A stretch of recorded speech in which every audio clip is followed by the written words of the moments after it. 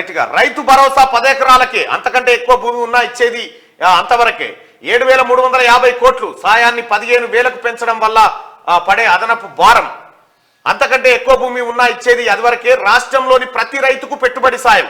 70 లక్షల మంది లబ్ధిదారుల సంఖ్య యథాతథం. ఎకరానికి 5,000 నుంచి 7,500కు పెంపు. 2 పంటలకు కలిపి ఏడాదికి 15,000.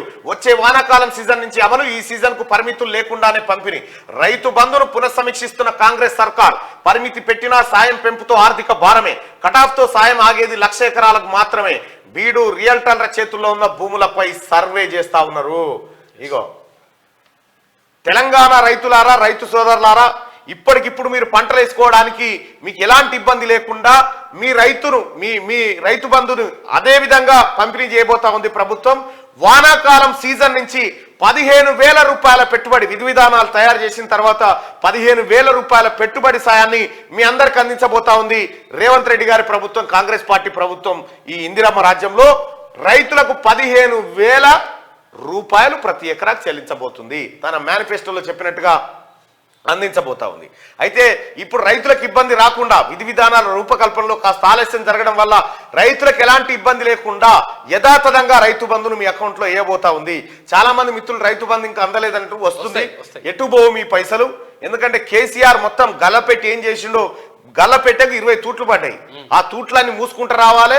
గల్లపెట్టెలో ఉన్న తీసి మీ అందరికి తలా రూపాయి పంచుకుంటూ రావాలి. ఇక్కడ ఆలస్యం తప్ప ఇంకొకటి కాదు.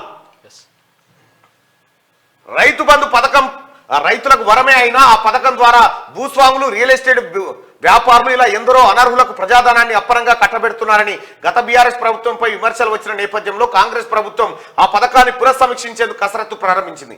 ఈ యాసంగి సీజన్ వరకు గతంలో మాదిరిగానే ఎలాంటి పరిమితులు లేకుండా రైతు బంధు పంపిణీ చేసి వచ్చే వానాకాలం సీజన్ నుంచి 10 ఎకరాల పరిమితి, 10 ఎకరాలే. ఈకెంతనన్నా భూమి ఉండని 10 ఎకరాలకే ఇస్తారు. మల్లారెడ్డి కూడా 10 ఎకరాలకి, మల్లారెడ్డికి 800 ఎకరాల భూమి ఉంది. ఆ 800 ఎకరాల భూమిలోంచి కేవలం 10 ఎకరాలకు మాత్రమే రైతు బంధు ఇస్తారు. దీంతో మిగతా రైతులకు, చిన్న సన్నకారు రైతులకు మంచి జరుగుతుంది. ఈ దోపిడీదారులు అక్రమంగా భూములు కొట్టేసి 100 ఎకరాల ఫామ్ హౌస్లు కట్టుకోవడానికి కూడా లేదు. కేసీఆర్ 600 ఎకరాల ఫామ్ హౌస్ ఉంది, ఆయనకు కూడా 10 ఎకరాలకే ఆయన ఒప్పుకుంటే. వచ్చే వానాకాలం సీజన్ నుంచి అమలు చేయబోతుంది. ప్రస్తుతానికి పాత రైతు బంధును మీ అకౌంట్లలో వేయబోతా ఉంది ప్రభుత్వం.